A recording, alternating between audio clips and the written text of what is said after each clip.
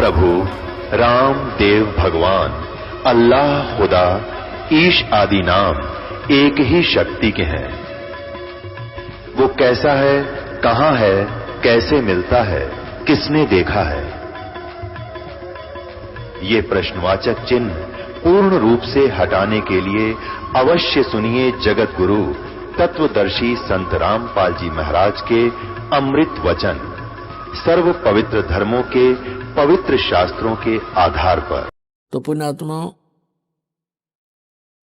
हमारे साथ ऐसी बन गई या बंदर वाली मुट्ठी हमने आप पर जकड़ रखी है। ये मेरा बेटा है या मेरी बेटी है, ये कार मेरी है या कोठी मेरी है। अब परमात्मा के याद दिलाते हैं कि ना बेटा तेरा है, ना बेटी तेरी है, ना ये कार तेरी है, ना कोठी तेरी है। क्या बताते हैं? काया तेरी है नहीं, ये माया कहां से हो जब तेरा शरीर ही नहीं है। हर माया को अपनी कहे, ये माया है राम की, अपनी कहे गंवार, जमपुर धक्के खावेगा, नाहक बहे बेगार। फिर क्या बताते हैं? नंगा आया जगत में और नंगा ही तू जावे, और बीच में ख्वाबी ख्याल है ये मन माया भरमावे। अब उस बंदर वाली मुट्ठी को हम खूब जकड़े बैठे हैं, और ये हमसे छूट भी नहीं सकती चाहे कितनी बात बनावे जीव, क्योंकि हमारी बुद्धि इतनी ही सीमित कर रखी है। आपके और हमारे बस की ये बात नहीं है। इसके लिए परमात्मा ने इसका विकल्प बताया है। जैसे वो बंदर फंस चुका था और शिकारी को पता था बंदर पकड़ने वाले को कि अब ये कहीं नहीं जाएगा, ये मूर्ख फंसा रहेगा, आराम से बैठा रहता वो। और दूसरी स्थानों पर उसने कई जगह पर ऐसा कर रखा होता है, जाल फैला रखा होता। तो उसी समय एक व्यक्ति आया, उसने देखा कि एक बंदर ये फंस गया मूर्ख। बोला हाथ मुट्ठी छोड़ता नहीं, मुट्ठी खोलेगा नहीं तो ये किसी प्रकार भी नहीं निकला, और मुट्ठी छुड़वाने की चेष्टा करे मन माने बुड़का भर ले, काट ले मुंह ते। तो हमारी ऐसी दशा होगी, किसी को न्यू समझावे कि ये जिस संपत्ति और संतान को तू अपना मानने बैठा है, भगत ये तेरी नहीं है, इसके साथ साथ तू परमात्मा को याद कर। तो हमने खूब देखा है, हम ऐसे स्थान में जन्मे थे, वो क्या कहा करते कि भगवान के खान ने देगा, अपना करके खाना होता है, भगवान के ले रहा है। ऐसी तरह के भी लोग हमने देखे, क्योंकि ज्ञान ना होने से हम ये भाषा बोलेंगे फिर। तो उसने क्या किया उस व्यक्ति ने कि ये बोला बंदर फंस गया और ये शिकारी इसको बेचेगा, फिर कोई इसका दुरुपयोग करेगा, इसको फिर इसके साथ जो है ना अपना रोजी रोटी ले जाते हैं, गांवों में शहरों में बंदर का तमाशा दिखाते हैं, खेल दिखाते हैं, ऐसे जीव को दुखी करेगा। तो पुण्यात्मा उसने क्या किया, जैसे वो बंदर मुट्ठी फंसाए बैठा था, उसके हाथ की रेंज से दूसरे हाथ की रेंज से थोड़ी सी दूरी पर केला डाल दिया, एक केला। अब बंदर ने सोचा ये केला और उठा ले, और थोड़ा दूरी पर था नू, और उधर से मुट्ठी में फंस रही उसमें। अब केला ठाने की जब चेष्टा करने लगा, उसका हाथ से ध्यान हट गया, वो चने निकल गए खड़दे ही नीचे ने, उसका हाथ निकल गया और केला ठाकर भाग गया। जान बची, बढ़िया चीज मिली। तो परमात्मा ने हमारे को राम नाम का केला दे दिया, इसने ठाकर भाग जावांगे, हमारा बस किया मुट्ठी छोड़नी को ना। पुण्यात्मा ये मानुष जन्म कितना दुर्लभ है, और मनुष्य जीवन के अंदर फिर सतगुरु मिलना ये अति दुर्लभ है। श्रीमद् भगवत गीता अध्याय नंबर 7 के श्लोक नंबर 12 से लेकर 15 तक गीता ज्ञानदाता कहता है कि जो तीनों गुणों की भक्ति करते हैं, रजगुण ब्रह्मा, सतगुण विष्णु, तम गुण शिव जी, इस त्रिगुणमयी माया के द्वारा जिनका ज्ञान हरा जा चुका है, वो मेरी भक्ति भी नहीं करते। उनके बारे में कहा है कि राक्षस स्वभाव को धारण किए हुए मनुष्यों में नीच दूषित कर्म करने वाले मूर्ख मेरी साधना भी नहीं करते। ये कौन बोल रहा है? श्रीमद् भगवत गीता का ज्ञान ये काल बोल रहा है, ये ब्रह्म बोल रहा है, ये सरपुरुष बोल रहा है और श्री कृष्ण के शरीर में प्रवेश करके बोल रहा है प्रेतवत। फिर ये कहता है 7वें अध्याय के 16 से लेकर 16, 17, 18 3 श्लोकों में कहता है जो मेरी भक्ति करते हैं वो 4 प्रकार के होते हैं, अर्थार्थी, आर्थ, जिज्ञासु और ज्ञानी। अर्थार्थी तो वो होते हैं जो धन लाभ के लिए अनुष्ठान करते हैं, धार्मिक अनुष्ठान। तो जो ब्रह्म साधना है, इन 4 प्रकार के ब्रह्म साधना करते हैं, वो धार्मिक अनुष्ठान जो करते हैं वो वेदों के मंत्रों से ही करते हैं, वो किसी अन्य ग्रंथ का सहयोग नहीं लेते। वो जैसे जय गणेश देवा कहते इस तरह की आरती वो नहीं करते। जो ब्रह्म साधक हैं वो 4 प्रकार के हैं, उनमें से अर्थार्थी और आर्थ और जिज्ञासु ये वेदों पर विश्वास करने वाले होते हैं। और चौथा ज्ञानी। अर्थार्थी तो ये है जो हर धन लाभ के लिए कोई अनुष्ठान करता है तो वेदों के मंत्रों से ही करता कराता है।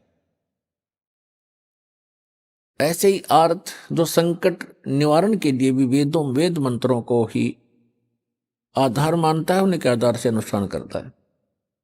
जिज्ञासु वो होता है जो भगवान के लिए घर से निकलता है, जैसे भी उनको संत मिलते हैं उनसे ज्ञान ग्रहण करके स्वयं वक्ता पाक जाता है, अपना जीवन नाश कर जाता है। ये तीनों व्यर्थ कर दिए। चौथा जो बताया ज्ञानी, ज्ञानी का के लिए बताया है कि जो ज्ञानी उसे कहते हैं जिसको ये पता लग गया कि मनुष्य जीवन बार बार नहीं मिलेगा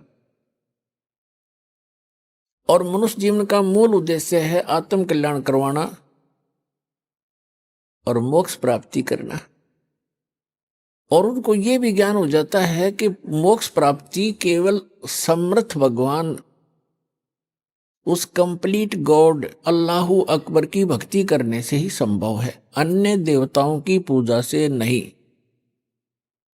तो गीता ज्ञानदाता कहता है कि वो ज्ञानी जो हैं वो मुझे अच्छे लगते हैं, उनको मैं अच्छा लगता हूं, प्रिय हैं, क्योंकि वो मेरी भक्ति करते हैं ब्रह्म की। वो अन्य देवता में आस्था नहीं रखते। लेकिन फिर 7वें अध्याय के 18वें श्लोक में कहा है ये ज्ञानी आत्मा जिन्होंने ये सोच लिया कि मनुष्य जीवन बार बार नहीं मिलता, मोक्ष हुआ तो सफलता है इस मनुष्य जीवन की, अन्यथा नहीं है। और उनको ये भी ज्ञान हो गया कि मनुष्य जीवन बार बार नहीं मिलता और मोक्ष के लिए केवल पूर्ण परमात्मा की भक्ति ही करनी होती है, अन्य की नहीं। तो इसमें क्या बताया है कि इन चौथी प्रकार के जो ज्ञानी हैं इनको चौथे अध्याय के 32 और 34 में वर्णित वो तत्वदर्शी संत ना मिलने से इन्होंने अपने आप वेदों का निष्कर्ष निकाल लिया। यजुर्वेद अध्याय नंबर 40 के मंत्र नंबर 15 में कहा है कि ओम कर्तु समर किलबे समर कर्तुम समर। ओम नाम का जाप काम करते करते सिमरण करो, विशेष कसक के साथ सिमरण करो और मनुष्य जीवन का मूल कर्तव्य जान के ओम का सिमरण करो। तो ये ओम नाम है ब्रह्म का और उन्होंने गलती से मान लिया उस पूर्ण ब्रह्म का, कंप्लीट गॉड का, परम अक्षर ब्रह्म का। अब कहते हैं गुरु बिन वेद पढ़े जो प्राणी, समझे न सार रहे अज्ञानी। सतगुरु बिन काहू न पाया ज्ञाना, जो थोथा बुस छड़े मूड किसाना। गुरु बिन सतगुरु बिन काहू न पाया ज्ञाना, और जो थोथा बुस छड़े मूड किसाना। गुरु बिन वेद पढ़े जो प्राणी, समझे न सार रहे अज्ञानी। अब ये जितने भी ऋषि महर्षि आज तक हुए हैं, ये कंप्लीटली अज्ञानी थे। इनको तत्वदर्शी संत वो गुरु नहीं मिले। जो यजुर्वेद अध्याय नंबर 40 के मंत्र नंबर 10 में कहा है, वेद ज्ञानदाता वही है जो गीता ज्ञानदाता ब्रह्म है, सरपुरुष है। उसमें लिखा हुआ है कि कुछ तो परमात्मा के विषय में कहते हैं वो संभवात, संभवात माने जन्म लेकर आने वाला। श्री राम, श्री कृष्ण या अन्य जो 8 या 24 अवतार बताए गए हैं, 9 या 10, 24 अवतार बताए गए, उनमें ऐसे आता है। और कुछ मानते हैं असंभवात वो जन्म नहीं लेता, उत्पन्न होता ही नहीं, अर्थात वो अजन्मा है, निराकार है, कुछ ऐसा बोलते हैं। उसके विषय में कहा है कि परमात्मा साकार है, निराकार है, या जन्म लेता है, नहीं लेता है, वो कैसा है उसकी जानकारी तत्वदर्शी संत धीराणाम लिखा उसमें, धीराणाम, जिनका ज्ञान स्थिर हो, तत्वदर्शी संत बताते हैं। उनसे सुनो, उनसे सुनो। इनकी बुद्धि पर पत्थर पड़ गए कि वेद ज्ञानदाता तो कहता है कोई और है, तत्वदर्शी संत है जो इन वेदों से हटकर ज्ञान देगा। वो उनके समझ में आया नहीं। वेद ज्ञानदाता स्वयं कहता है यजुर्वेद अध्याय नंबर 40 के मंत्र नंबर 17 में कि वो परमात्मा तो गुप्त है, वो तो प्रोक्ष है, ऊपर रहता है, और मैं ब्रह्म हूं, मेरा ओम नाम है, और मैं खम ब्रह्म, अहम ओम खम ब्रह्म, मैं ब्रह्म। खम माने दिव्य आकाश रूपी ब्रह्मलोक में, वहां रहता हूं, मेरा ओम नाम है। तो पुण्यात्मा, इसलिए परमेश्वर ने कहा अपने सुख संवेद में, भाई गुरु बिन काहू न पाया ज्ञाना, जो थोथा बुस छड़े मूड किसाना। गुरु बिन वेद पढ़े जो प्राणी, समझे न सार रहे अज्ञानी। तो ये सभी अज्ञानी थे आज तक के जितने ऋषि महर्षि मंडलेश्वर, केवल उन महापुरुषों को छोड़कर जिनको परमात्मा प्राप्त हुआ, और परमात्मा उनके प्रयत्न से प्राप्त नहीं हुआ, वो अपने विधान अनुसार स्वयं ही आता है। जैसे ऋग्वेद मंडल नंबर 9 सूक्त 86 के मंत्र 26 और 27 में, ऋग्वेद मंडल नंबर 9 सूक्त 82 मंत्र 1, 2, 3 में, ऋग्वेद मंडल नंबर 9 सूक्त 54 के मंत्र 3 में,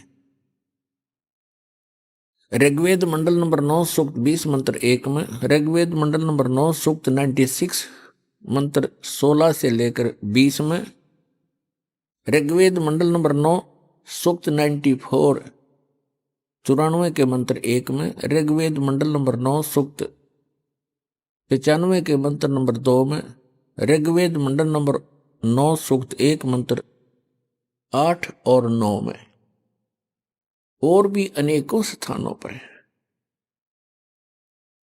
परमात्मा की महिमा लिखी है कि वो कबीर देव परमात्मा, वो परम अक्षर ब्रह्म है, सर्व उत्पादक है, सब आत्माओं का सर्जन करने वाला भी वही है, और पूरे ब्रह्मांडों का, सभी ब्रह्मांडों का सर्जनहार वही है।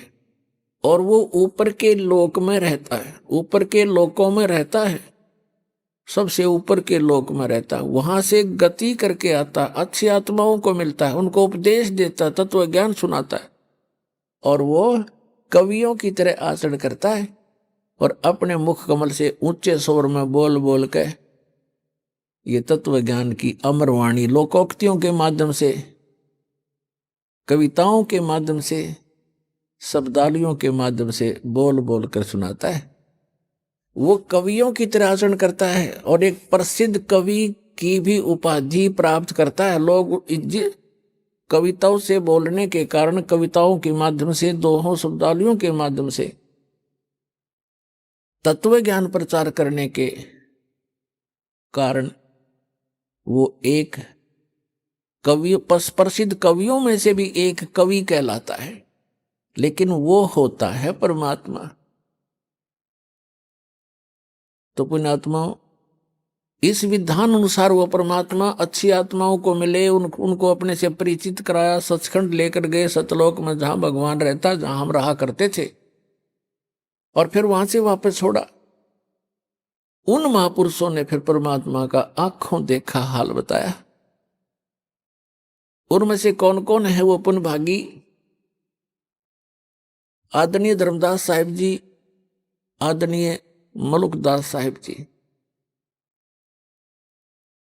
आदरणीय नानक साहिब जी जो सिख धर्म के प्रवर्तक हैं, आदरणीय दादू साहिब जी, आदरणीय गरीबदास साहिब जी, गांव छुड़ानी, जिला झज्जर, हरियाणा वाले,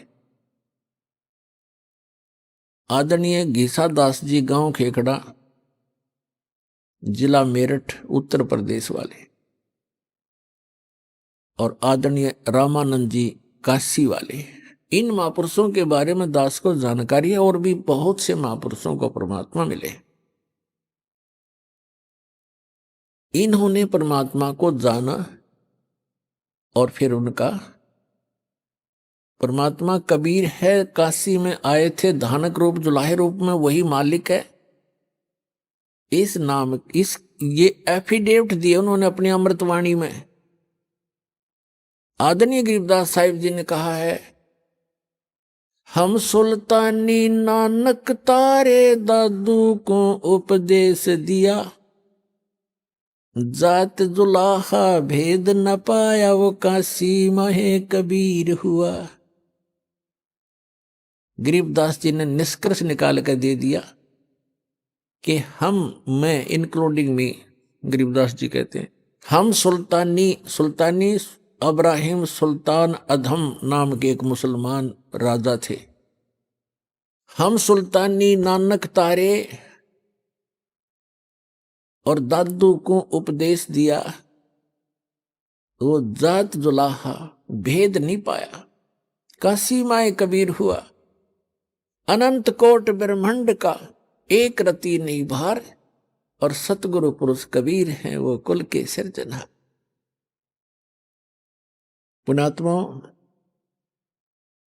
परमात्मा की कथा को ये सत्यनारायण कथा है। अभी तक हम श्री विष्णु जी की कथा को सत्यनारायण कथा कहा करते थे, अपनी भूल से। सत्यनारायण का अर्थ है अविनाशी भगवान की कथा, उसकी जानकारी, उसकी महिमा के, उसके गुणगान। श्री विष्णु जी सत्यनारायण नहीं है, ये अविनाशी परमात्मा नहीं है। श्रीमद् देवी भागवत के तीसरे स्कंद में 123 पृष्ठ पर गीता प्रेस गोरखपुर से प्रकाशित सचित्र मोटा टाइप केवल हिंदी में विष्णु जी स्वयं स्वीकार करते हैं कि मैं, ब्रह्मा और शंकर, हम तीनों अविनाशी नहीं है, हम नित्य नहीं है। हमारा तो आविर्भाव अर्थात जन्म और तिरोभाव माने मृत्यु, हमारा तो जन्म और मृत्यु होता है। तो पुण्यात्मा, आप ये सत्यनारायण कथा सुन रहे हो, विश्व में एक सत्यनारायण कथा आपको इस सतलोक आश्रम के अतिरिक्त कहीं नहीं मिलेगी। सत्यनारायण की कथा सत्संग कहलाता है, यानी सच्चे भगवान की कथा, उसका कंप्लीट स्पिरिचुअल नॉलेज, इसको सत्संग कहते हैं। और ये विश्व में किसी के पास नहीं है। तो सौभाग्य आपका जो परमात्मा के कितने प्यारी आत्मा हो आप, जिनके लिए युगों से भटक रहे हैं वो परमपिता। कहते हैं गोता मारूं स्वर्ग में जा बैठूं पाताल, और गरीबदास ढूंढता फिरूं अपने हीरे मोती लाल। गरीबदास जी को परमात्मा मिले और उनको बताया, बच्चा मैं तो अपने इन हीरे मोती लालों को खोजता फिर रहा हूं। एक बार भी जो परमात्मा की शरण में आ गए किसी भी युग में, तो पुण्यात्मा उन आत्माओं को परमात्मा पार करके छोड़ देगा, समय चाहे कितना ही लग जाओ।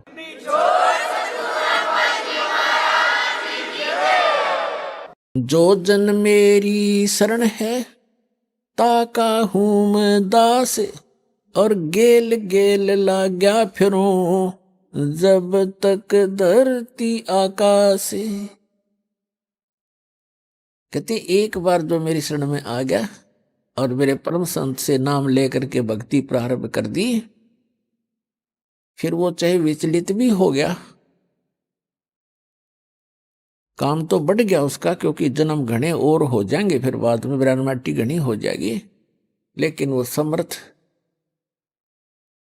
जुबान का पक्का है, उसका कानून कभी डगमग नहीं होता, उसका नियम अटल है, वो अपने नियम अनुसार फिर भी हमारे पीछे पीछे भटकता ही रहता है। तो यहां जो दास आज आपको बताना चाह रहा है कि मनुष्य जीवन इतना कीमती है। जो प्रसंग चल रहा था कि ये ज्ञानी आत्मा है तो नेक उद्धार हैं। गीता अध्याय नंबर 7 के श्लोक नंबर 18 में कहा, ये ज्ञानी आत्मा सभी की सभी उद्धार हैं, लेकिन ये इनको तत्वदर्शी संत न मिलने से ये मेरे वाली अनुत्तम अश्रेष्ठ गति में ही स्थित रहे। और इन अज्ञानी अनुवादकर्ताओं ने, श्रीमद् भगवद गीता के अनुवादकर्ताओं ने अनुत्तम का अर्थ कर दिया अति उत्तम, सर्वश्रेष्ठ। तेरा गजब। बैड, अंग्रेजी के अंदर एक बैड शब्द है, बैड, और कहीं भी लिखा हो, छोटा सा बालक भी बता देगा बैड माने बुरा, खराब, अश्रेष्ठ। और बैड का अर्थ कोई गुड कर देता, वेरी गुड कर देता है, तो वो महामूर्ख व्यक्ति है। बैड शब्द कहीं पर भी लगा हो उसका अर्थ बैड ही होगा, बुरा ही होगा। तो पुण्यात्मा सौभाग्य आपका, दास को या बुद्धि दी उस परम पिता कबीर भगवान ने, और आपको ये तत्व ज्ञान प्राप्त हुआ। प्रसंग चल रहा है कि वो क्या बताना चाहता है गीता ज्ञानदाता, कि ये ज्ञानी चार प्रकार के व्यक्ति मेरी भक्ति करते हैं, 3 तो रिजेक्ट कर दिए। जैसे अर्थार्थी, आर्थ, जिज्ञासु और ज्ञानी को उत्तम मानना उसने, कि वो अच्छा है, मुझे प्रिय है, मैं उसको प्रिय हूं। लेकिन वो भी मेरे वाली यानी ब्रह्म तक की साधना, इससे मिलने वाली अनुत्तम गति, अश्रेष्ठ स्थिति में ही स्थित है। अनुत्तम क्यों कहा इसने? अपनी गति को भी अनुत्तम क्यों कहा? गीता अध्याय नंबर 4 के श्लोक नंबर 5 और 9 में, गीता अध्याय नंबर 2 के श्लोक नंबर 12 में, गीता अध्याय नंबर 10 के श्लोक नंबर 2 में, ये गीता ज्ञानदाता स्वयं कहता है, अर्जुन तेरे और मेरे बहुत जन्म हो लिए, तू नहीं जानता मैं जानता हूं। गीता अध्याय नंबर 8 के श्लोक नंबर 13 में कहता है, अर्जुन ओम इति एकाक्षरम ब्रह्म व्यवहारण मामनुस्मरण यह प्रियाति तदन देहम सयाति परमाम गति। मुझ ब्रह्म का केवल एक ओम मंत्र है, नथिंग एल्स। और इसकी साधना उच्चारण करके जाप करता हुआ जो अंतिम श्वास तक भी इसका जाप करता हुआ शरीर छोड़कर जाता है, ओम से मिलने वाली परम गति को प्राप्त होता है। ओम से मिलने वाली परम गति क्या है? ब्रह्मलोक प्राप्त होता है। यजुर्वेद अध्याय नंबर 40 के मंत्र नंबर 17 में स्पष्ट कहा है वेद ज्ञानदाता ने कि वो परमात्मा तो प्रोक्ष है, ऊपर रहता है, गुप्त है, और मैं ब्रह्म हूं, और मैं ऊपर दिव्य लोक, ब्रह्म, दिव्य आकाश, रूपी ब्रह्मलोक में रहता हूं। श्री देवी भागवत के अंदर, श्री देवी पुराण में 7वें स्कंद में 562 से 63-64 पृष्ठ तक, 563-564 तक ये स्पष्ट किया है। हिमालय को ज्ञान देते हुए श्री देवी जी कह रही है कि राजा हिमालय, उस परमात्मा के विषय में जानकारी बताती हूं मैं। उसका ओम नाम है और उस ओम नाम को का जाप करके ब्रह्मलोक की प्राप्ति कर लेता है, ब्रह्म को प्राप्त होता है और वो ब्रह्म ऊपर दिव्य आकाश रूपी ब्रह्मलोक में रहता वो ब्रह्म, और तुम्हारा कल्याण हो। ओम नाम का जाप करो, ब्रह्म पाने का उद्देश्य रखो, वो ब्रह्म लोक में रहता वो ब्रह्म। तो पुण्यात्मा, ओम नाम के जाप से ब्रह्मलोक प्राप्ति होती है। श्रीमद् भगवत गीता अध्याय नंबर 8 के श्लोक नंबर 16 में कहा कि अर्जुन, ब्रह्मलोक में गए हुए प्राणी भी पुनरावृत्ति में है। 8वें अध्याय के 13वें श्लोक में अपनी साधना का मंत्र बताते हैं कि इसके अतिरिक्त कोई मंत्र नहीं है, उसके अतिरिक्त कोई नाम जाप कराते हैं। कौन कौन से? ओम नमः शिवाय, ओम भगवते वासुदेव नमः आदि आदि ये मंत्र नहीं है, क्योंकि ये श्रीमद् भगवत गीता में नहीं लिखे हैं। 8वें अध्याय के 5 और 7 में ये खुद कहता है कि अर्जुन, मेरी भक्ति कर, मुझे ही प्राप्त होगा, लेकिन युद्ध करना पड़ेगा, यह शांति नहीं हो सकती। 17वें अध्याय के 23वें श्लोक में कहा कि उस परम अक्षर ब्रह्म, गीता अध्याय नंबर 8 के श्लोक नंबर 1 में अर्जुन ने पूछा कि आप जी ने जो 7वें अध्याय के 29वें श्लोक में बताया है कि तत्ब्रह्म को जान के और सारे अध्यात्म स्पिरिचुअल नॉलेज से, कंप्लीट स्पिरिचुअल नॉलेज, संपूर्ण अध्यात्म ज्ञान से परिचित और सभी कर्मों से परिचित प्राणी केवल जरा और मरण के इस संकट से छूटने का प्रयत्न करता है। जरा माने बुढ़ापा, बुढ़ापे का दुख, मरण माने मृत्यु का कहर। ये दोनों दुख यहां पर कंपलसरी। तो जिसको ये ज्ञान हो जाता है, जो तत्वदर्शी संत की शरण में चले जाते हैं, उनको संपूर्ण अध्यात्म ज्ञान प्राप्त हो जाता है। फिर वो केवल उस तत्ब्रह्म से परिचित हो जाते हैं, तत्ब्रह्म से और सारे अध्यात्म ज्ञान से, सब कर्मों से। जैसे कोई किसी से कोई धोखा करेगा तो उसका फल भोगना पड़ेगा, चोरी करेगा तो वो देना पड़ेगा, उसके गधा बन कर देना पड़ेगा। तो ये कर्मों से परिचित हो जाने के उपरांत प्राणी गलती नहीं करेगा, भूखा रह सकता है। तो फिर क्या बताया है कि अर्जुन ने पूछा 8वें अध्याय के प्रथम मंत्र में, वे किम तत्ब्रह्म, वो तत्ब्रह्म क्या है? 8वें अध्याय के 3 श्लोक में गीता जी में गीता ज्ञानदाता कहता वो परम अक्षर ब्रह्म है, यानी गीता ज्ञानदाता से अन्य है।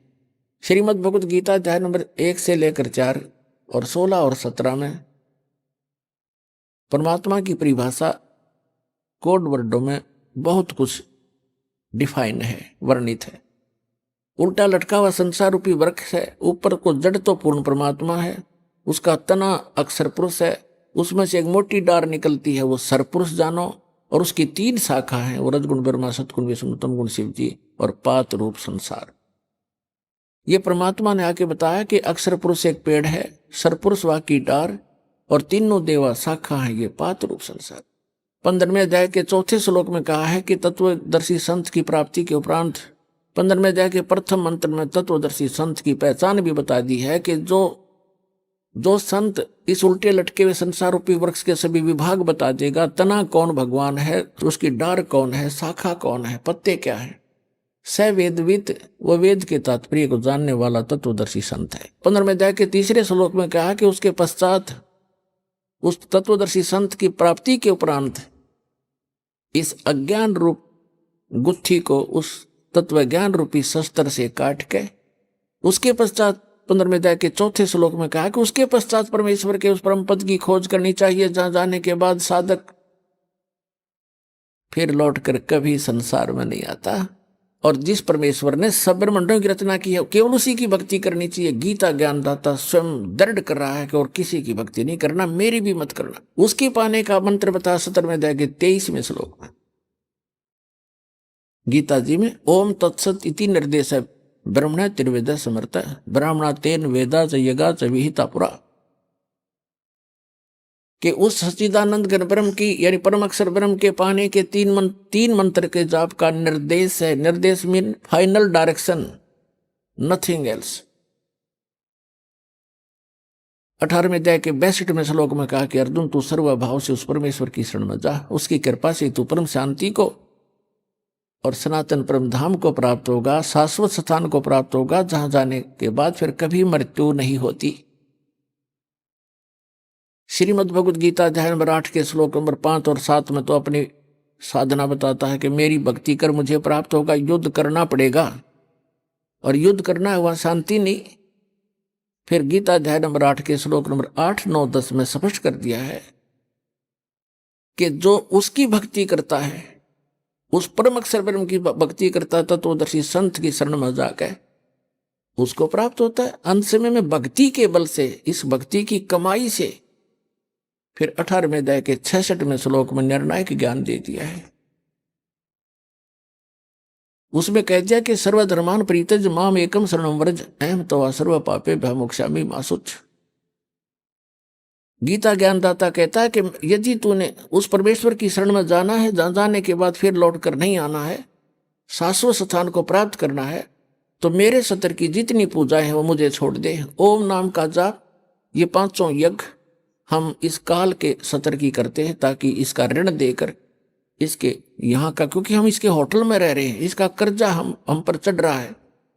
अब पहले हम क्या गलती करते रहे, ऋषि बनकर ओम नाम का जाप करते, यज्ञ करते कराते हम ब्रह्मलोक में चले जाते, वहाँ इसका होटल है, वहाँ 25% चार्ज लेता, हमारे से सुविधा सारी दे देता, नाचने गाने सारे गंदे कर्म जो कहीं पृथ्वी पर ना उपलब्ध हो वहाँ होते हैं, और उसको ये स्वर्ग कहा करते, महास्वर्ग। हम अपनी पूंजी को वहां नाश करके और फिर पाप भी भोगते, और फिर 83 लाख योनियों भोगते, और यहीं धक्के खाते रहे। अब हम इस पूंजी को नष्ट नहीं करेंगे, अपनी जो भक्ति करें, हम इसको दे देंगे ब्रह्म को। इस श्वास के सतनाम में दो अक्षर का मंत्र है, एक ओम है, एक तत्, और सार नाम के अंदर फिर ये तीनों इकट्ठे हो जाते हैं। तो हम जो ओम नाम के जाप की कमाई इसको दे देंगे, ये ब्रह्म की है। ये सोम भी कहता 18वें अध्याय के 66वें श्लोक में, सर्वधर्मान परित्यज माम एकम शरणं व्रज। मेरे सतर के सभी पूजाएं, जो मेरे सतर की भक्ति है, वो धन मुझे दे दे, नू का नू, फिर मैं तुझे सब पापों से मुक्त कर दूंगा, फिर तू उसकी शरण में जा, मुझे कोई ऑब्जेक्शन नहीं। अब जैसे हमने किसी का कर्ज ले रखा हो और वो कहेगा वे तुझे जब छोड़ूंगा जो मेरा कर्ज दे देगा, तो हम इसका कर्ज दे देंगे, छोड़ेगा, छोड़ना पड़ेगा इसको। तो स्वयं भी अपना वायदा करता है। तो इसके सतर की जो भक्ति है, हम त्रिकुटी पर जाकर परमात्मा आपके साथ होगा इस दास के रूप में, और आपके सारे अकाउंट कराएगा।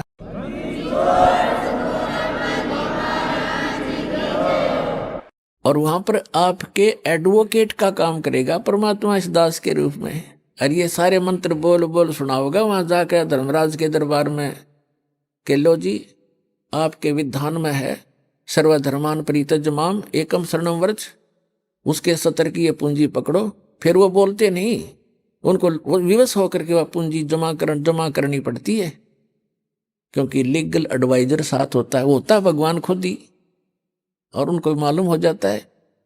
तो इस प्रकार पुण्यात्माओं, किसी भी ऑफिस में आप जाते हो और आपका एडवोकेट साथ हो, तो वो आधे वैसे डिप्रेस हो जाते हैं कि जानकार आदमी है, वो अटपट करोगे तो तुम्हारी फिर बात बिगड़ जाएगी। तो इसलिए गुरु की आवश्यकता आपको अंतिम श्वास तक पड़ेगी। और गुरु पूरा हो, पूरा गुरु हो, उस परमात्मा से परिचित हो, उसका कृपा पात्र हो, तो वो दास है इस पृथ्वी पर आज के दिन। और ये अपना डगमग ना होना। तो प्रसंग चल रहा था, वहीं आते हैं फिर 8वें अध्याय के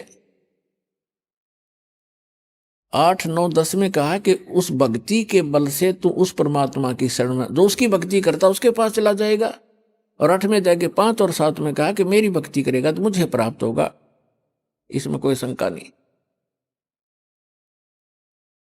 अपने आत्मा जो प्रसंग चल रहा था, हम फिर आते हैं 7वें अध्याय के 18वें श्लोक में गीता जी में। इसमें इसने बताया कि मेरी साधना जो करते हैं वो भी अनुत्तम घटिया गति में सचित हैं। कैसे हैं? जैसे एक चुनक नाम के ऋषि थे, वो ज्ञानी आत्मा थे, घर त्याग दिया, बाल बच्चे त्याग दिए और वेदों को पढ़ा, यही मार खा गए, इनको गुरु नहीं मिले। और परमात्मा आए, जैसे कबीर परमात्मा थे और सिंपल भाषा बोला करते, और ये संस्कृत के ज्ञाता थे, मात्राओं मोड़ जेरे। कबीर साहब ने तो शुद्ध उच्चारण भी नहीं आता, कबीर साहब संस्कृत नहीं जानते।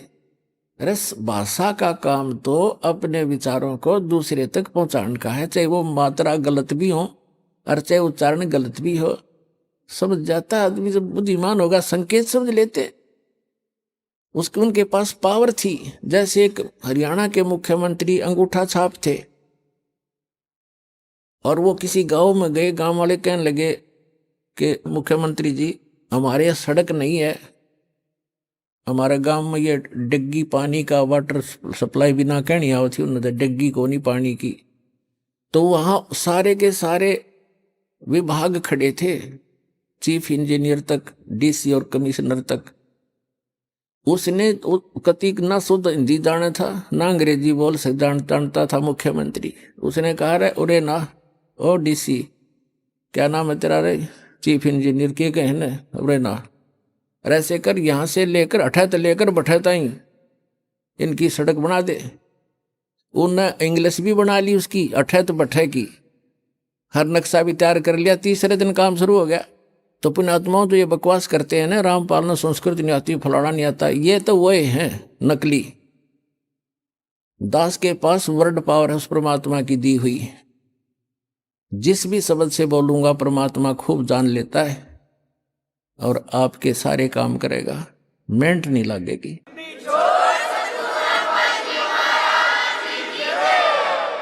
तो इनके वो चुनुक नाम का एक ऋषि था, उसका यह बात समझ में ना आई, क्योंकि उनको गुरु नहीं मिला। और गुरु मिले, कहते चारों युग में मेरे संत पुकारे, और को के कहा हम हेल रे, हीरे माणिक मोती बरसे, ये जग चुगता ढेल रे।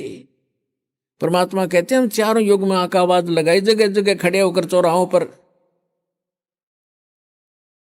और कहते हैं हम तत्व ज्ञान रूपी और सत भक्ति सतमंत्र रूपी लालों की वर्षा कर रहे हैं। लेकिन ये भोली आत्मा लालों को ठोकर मार के और कौड़ी इकट्ठी करने में, कंकर पत्थर इकट्ठे करने में लगे हुए हैं, जो इनको कोई मूल्य नहीं देंगे। कहते हैं पर भी लेन जात है दुनिया, हमरा ज्ञान किने ना सुनिया। ये जाते हैं वो तालाब में नहाने के लिए, पर भी लेने के लिए, है। और वहां उस हमने देखे, ये एक जींद के पास में पिंडारा गांव है, पिंडारा, और उसमें एक जोड़ है, तालाब, और उसमें नहाने जाते हैं कल्याण के लिए। उसको पिंडारा तीर्थ कहते हैं। वहां देखा हमने ऐसा जल उसका गर्मियों में, उसमें गधा भी ना बढ़े। अरे ये श्रद्धालु उसमें लौटे, थोड़ा सा पानी लेके न्यू करें, वो पानी घना था नहीं, सारे नु ला के कल्याण हो जाएगा, क्योंकि मोक्ष के लिए भटक रही है आत्मा। तो परमात्मा कहते हैं पर भी लेन जात है दुनिया, हमरा ज्ञान किन्हें ना सुनिया। तो परमात्मा के बताया करते, तो वो इनके गले उतरा नहीं। मनु जी का, वशिष्ठ जी का, इनका जो ऋषि पाक रहे थे, संस्कृत भाषा शुद्ध जाने थे, और वो भगवान आने बताने आए थे। चारों युग में आए मालिक। कहते हैं सतयुग में सत सुकृत कह टेरा, त्रेता नाम मुनिंदर मेरा, द्वापर में करुणा में कलाया, और कलयुग नाम कबीर धराया। चारों युग में हम आए। सतयुग में सत सुकृत नाम था परम पिता का, त्रेता में मुनिंदर ऋषि नाम से आए और समझाने की चेष्टा की, लेकिन इन संस्कृत के ज्ञाताओं ने मात्राओं में उलझे हुए हैं, इन अज्ञानियों ने उस लाल को पहचाना नहीं। और कहते हैं द्वापर में हम करुणा में नाम से आए थे, एक बाल्मीक के को मिले थे, ऐसे ही जैसे कलयुग में एक धानक को जुलाहे को मिले थे कमल के फूल। ऐसी लीला करते हैं प्रत्येक युग में परमात्मा। और कलयुग में कबीर नाम से आए थे। तो ये क्या बताते हैं परमात्मा कि हम चारों युग में आते हैं, और ये मात्रा की व्याकरण की भक्ति करने वाले ये भगवान को पहचान नहीं पाते। तो क्या बताते हैं, परमात्मा ने बताया है कि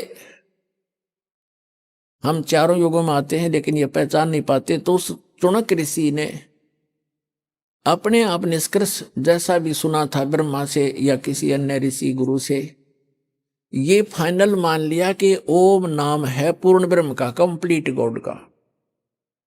और उसके साथ साथ एक समय जब ब्रह्मा जी कमल के फूल पर इस काल ने धोखे से बैठा दिए, उससे पहले का उसका जीवन ब्रह्मा जी को कुछ नहीं मालूम है, कैसे जन्म हुआ, कहां से आ गया।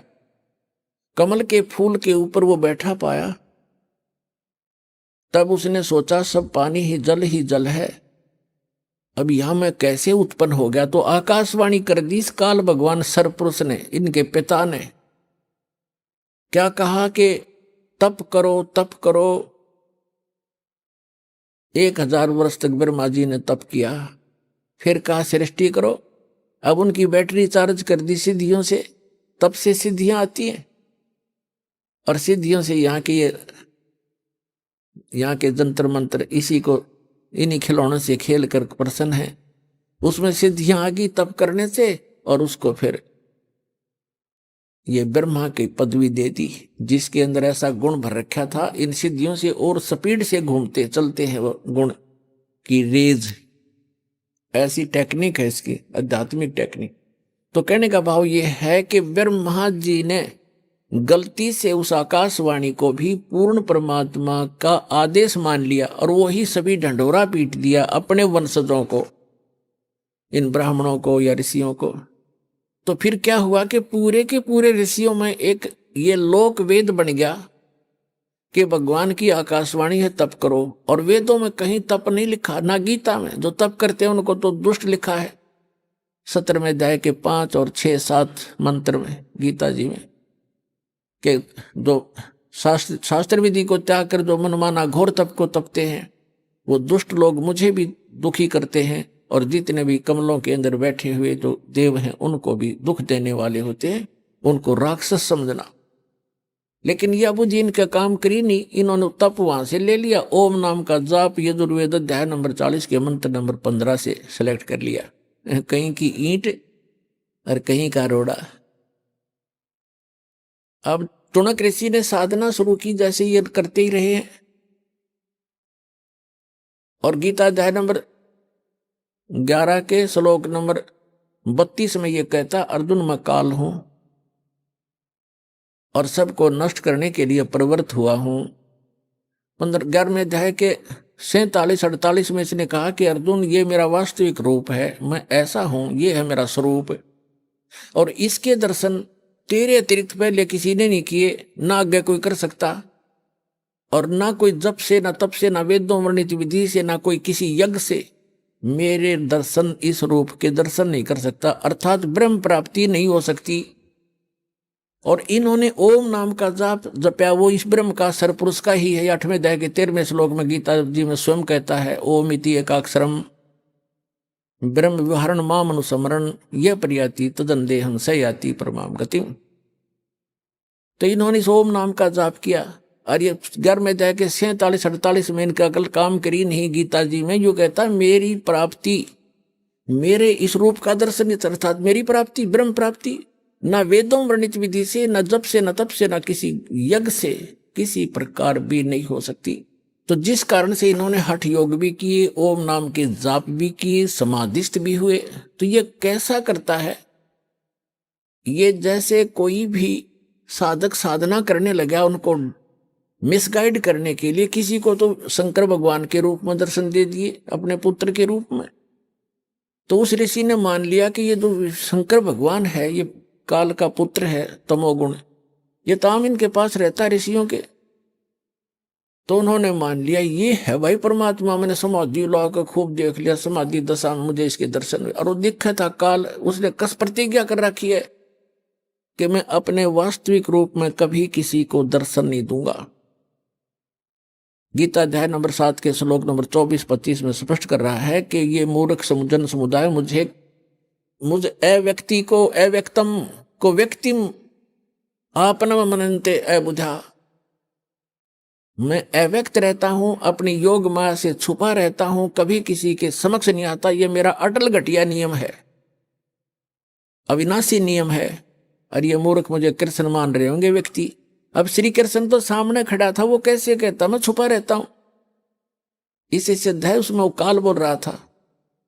तो उसने तो ये ऐसी लीला करता है, तो इसलिए प्रतिज्ञा कर रखी है, ये मेरी अटल प्रतिज्ञा है। इसलिए ये किसी को विष्णु के रूप में दर्शन दे देता समाधि दशा में। वो विष्णु जी को फाइनल गॉड मान कर उसकी महिमा बना दी अपना आत्मा। अब जैसे प्रतिमाएं बनाई गई हैं, ये ऋषियों ने समाधि लगाई, और समाधि में जिसको भी जिस रूप में दर्शन मिले उसने उसी मिट्टी की मूर्ति उसी बना दी। आगे चल के ये मूर्ति एक परंपरा बन गई। तो इन्होंने ब्रह्मा विष्णु महेश की मूर्तियां बनाई, इन्हीं के दर्शन हुए इनको। किसी को ब्रह्मा के रूप में दर्शन दे दिए। इस प्रकार ये सबको विचलित करके रखता है। तो कहने का भाव ये है, इन ऋषियों ने परमात्मा के दर्शन नहीं हुए, फिर भी ये घुमा फिरा कर ये कहते हैं कि वेदों में परमात्मा तो निराकार लिखा है, ये जो दिखाई देता है ये परमात्मा नहीं हो सकता। एक तरफ श्री विष्णु जी को कंप्लीट गॉड भी मानते हैं, फिर बुद्धि विचलित होने से कोई इनको कहता है कि नहीं भगवान तो दिखाई थोड़ा ही देता, वो तो निराकार है, प्रकाश ही प्रकाश है। सहस्रार कमल में जाकर देखो, वो तो प्रकाश ही प्रकाश दिखाई देता है, 1000 ज्योतियां दिखती है। तो फिर ये वहां डगमग हो गए सचमुच। तो इनको ये निष्कर्ष निकाल ही नहीं सके, क्योंकि इनकी साधना व्यर्थ थी, इनकम्प्लीट स्पिरिचुअल नॉलेज था।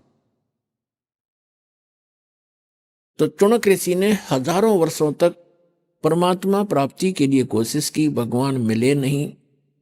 और ये एटम बम बन जाते हैं ज्यादा तप और जप करने से, इस काल तक की भक्ति करने से। और यही कारण है कि काल फिर इनका दुरुपयोग करता है, रिमोट उसके हाथ में होता है इनका सबका। तो चुनक ऋषि ने हजारों वर्षों तक तप किए, जप किया ओम नाम का, भगवान मिला नहीं। और सिद्धि के से यो ओतप्रोत हो गया, पावर हाउस बन गया, एक एटम बम बन गया। एक मानधाता नाम के चक्रवर्ती राजा थे, यानी पूरी पृथ्वी के शासक थे। और वो 1 वर्ष में, 2 वर्ष में, 10 वर्ष में, जैसा भी वो उचित समझते थे, पूरी पृथ्वी पर निरीक्षण किया करते थे। चक्रवर्ती राजा करता था कि किसी अन्य भूभाग के भूपति को, यानी छोटे राजा को,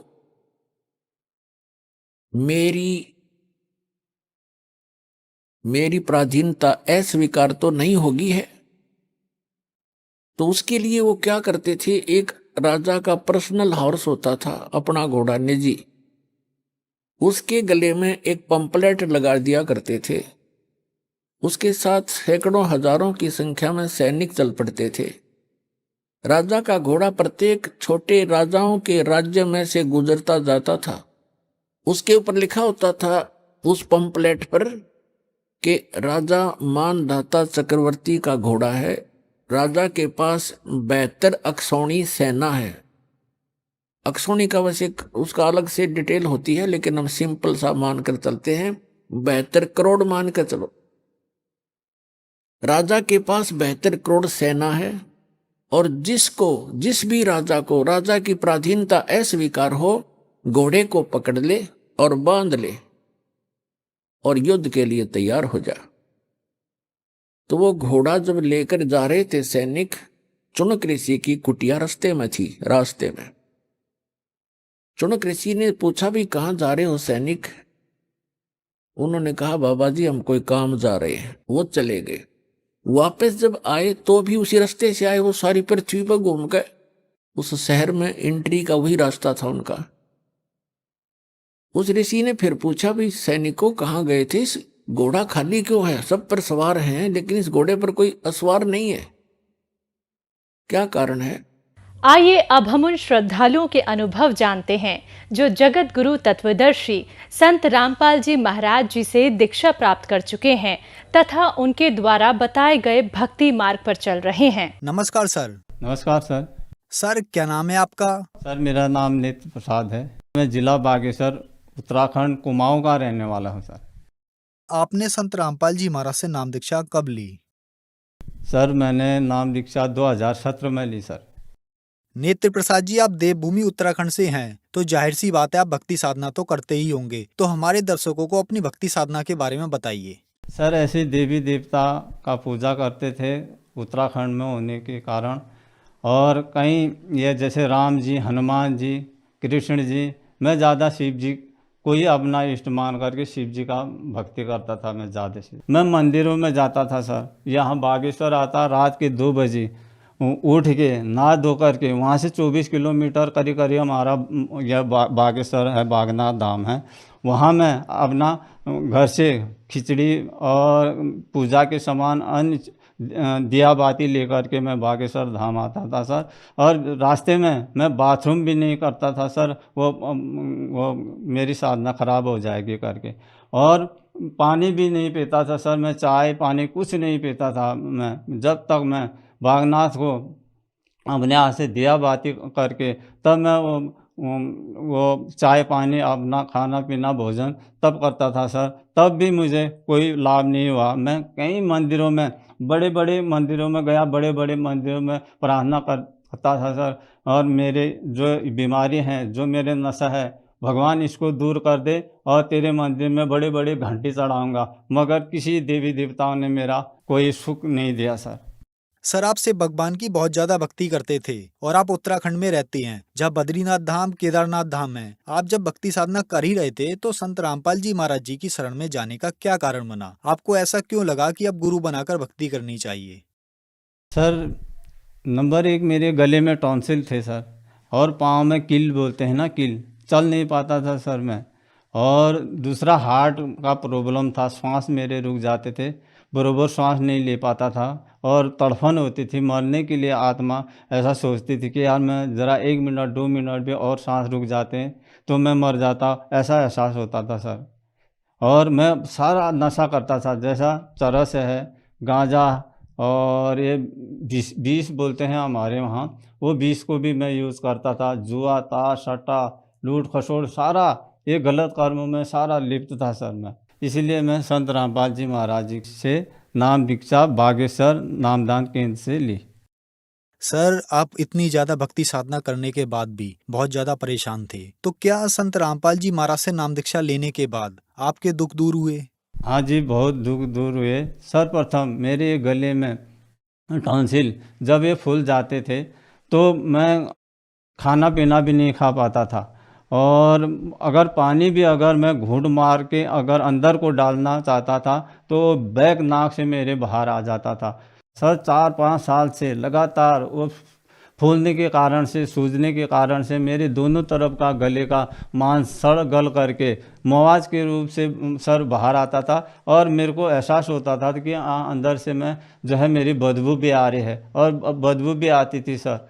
डॉक्टर ये कहते थे कि भाई ऑपरेशन करा लो और आगे को अपना एक्सरा करा करके कब तक ये अपना दर्द की दवा खा करके ऐसे झेलेगा, और अपना आगे को जा और अस्पतालों में, बड़े अस्पतालों में अपना जो है इलाज कर बोलते थे सर। और आर्थिक स्थिति ख़राब होने के कारण से मैंने गले का टॉन्सिल का ऑपरेशन करने के लिए मेरे पास पैसे नहीं होते थे, नहीं हो पाया सर। तो संत रामपाल जी महाराज जी से नाम दीक्षा लेकर मेरा गले का टॉन्सिल, मैंने 1 रुपये का भी दवा नहीं खाया, ना ऑपरेशन किया। संत रामपाल जी महाराज जी के आशीर्वाद से, उनकी सद्भक्ति से, और मैं पूर्ण रूप से मेरा गले का ये सारा टॉन्सिल ठीक हो गए। दूसरा बीमारी मेरा ऐसा था, मेरे पाँव में लोहे के जैसे किले बोलते हैं ना, लोहे के जैसे 3 एक पाँव में, 3 एक पाँव में सर वो बढ़ते जाते थे, वो चप्पल में भी टकरते थे। वो मैं कितना अस्पताल में गया, वो डॉक्टर बोलते थे भाई यहाँ तो कुछ हो नहीं पाएगा, छोटी मोटे अस्पताल हैं, इसके लिए ऑपरेशन के लिए तुम बड़े अस्पतालों में चले जाओ। सर मेरी आर्थिक स्थिति ख़राब होने के कारण से मैंने वो इलाज अपना पाँव का नहीं कर पाया। सर मैं अपने मांस को ब्लेड से काट काट के फेंकता था सर, और उसमें जलन, इतना जलन जाके आग से जला हुआ, इतना पाँव मेरा हर समय जलन में रहता था सर। और आज संत रामपाल जी महाराज जी से जब मैंने नाम दीक्षा ली और उनके आशीर्वाद से मेरे वो पाँव का रोग भी सारा दूर हो गया। सर मेरा जो है ये हार्ट का प्रॉब्लम भी था। सर डॉक्टर लोग बोलते थे सर तुम आगे चेकअप करा लो, यहाँ उतना सुविधा हमारे पास नहीं है, आप बड़े अस्पताल में चले जाओ। सर मेरे आर्थिक स्थिति ख़राब होने के कारण और मैं जो है ये हार्ट का भी और ये अपना चेकअप नहीं कर पाता था, और मैं बहुत ही परेशान, 1 सेकंड 2 सेकंड भी अगर वो सांस अगर मेरे और रुक जाते और मैं सोचने वाला ठहरा कि हाँ मेरे अब मौत हो जाएगी। जब से मैंने संत रामपाल जी महाराज जी से नाम दीक्षा लिया उस दिन से मेरा ये हार्ट का वो सांस का भी रोग ठीक हो गया सर। सर आप बहुत ज्यादा नशा करते थे जिससे आपको काफी बीमारियां भी हो गई थीं, लेकिन आपने बागेश्वर नामदान सेंटर उत्तराखंड से संत रामपाल जी महाराज से नाम दीक्षा ली और आपका सारा नशा छूट गया, आपको बहुत ज्यादा लाभ हुए। सर हमारे दर्शक आपसे ये जानना चाहते हैं, जैसे कि आपने बताया कि आप उत्तराखंड राज्य से हैं जहाँ पर श्री केदारनाथ धाम, श्री बद्रीनाथ धाम है और भी देवी देवताओं की यहाँ पूजा होती है, इन सब जगह से आप ठीक नहीं हुए, तो सर संत रामपाल जी महाराज जी से नाम दीक्षा लेने के बाद आप ठीक हुए, इसकी क्या वजह रही? सर उनके पास जो 4 वेद 6 शास्त्र 18 पुराण के माध्यम से वो अपना सत्य भक्ति और सत्य ज्ञान देते, और अपना उनके पास ऐसे मंत्र है जिन मंत्रों से सारे जो ये बीमारियां हैं और व्यसन है, शराब पीना, गांजा, भांग, किसी प्रकार का भी भूत प्रेत साया, किसी प्रकार का भी उनके आशीर्वाद से उनके मंत्र ऐसे मंत्र देते हैं जिस मंत्र से सारा कुछ दूर हो जाते हैं। पहले लाभ इसलिए नहीं हो रहा था, हम मनमानी आचरण करते थे और हमने गुरु नहीं बनाए थे। गुरु नहीं बनाने के कारण से इसलिए हमारी जो भक्ति थी वो सही ढंग से हमको लाभ नहीं हो पा रहा था। आज सदगुरु की को धारण करने से, सदगुरु धारण करने से और जो भी कष्ट, जो भी शरीर में परेशानी है, बीमारी है, नशा है, उनकी कृपा से, उनके मंत्र से और सारा कुछ दूर हो जाता है सर आपने बताया कि आपने गुरु नहीं बना रखे थे, फिर आपने संत रामपाल जी महाराज से नाम दीक्षा ली और आप ठीक हो गए, तो सर गुरु तो और भी हैं, लेकिन संत रामपाल जी महाराज से ही आप क्यों ठीक हुए? सर देखो आज सारा भारत देश में कई पंथ खुले हैं और यहाँ गांव घर में अन्य पंडित लोग हैं, ये जो है अपना मनमुखी आचरण करके मनमुखी साधना हमको देते थे और इनके साधना से हमको कोई लाभ नहीं हो रहा था। संत रामपाल जी महाराज 4 वेद 6 शास्त्र 18 पुराणों के माध्यम से हमको सद्भक्ति देते हैं और उनके दिए हुए मंत्रों से तब हमको लाभ होता है सर जो दर्शक आज आपको टीवी पर देख रहे हैं और वो भी संत रामपाल जी महाराज से नाम दीक्षा लेना चाहते हैं तो कैसे ले सकते हैं? सर विभिन्न चैनलों में संत रामपाल जी महाराज जी के सत्संग आते हैं और नीचे से पट्टी चलती है, उसमें नंबर आश्रमों का होता है। सर वो नंबर डायल करके आप जो है अपना संत रामपाल जी महाराज जी से नाम दीक्षा ले करके अपना जीवन सफल बना सकते हैं। धन्यवाद सर। सच्चा है।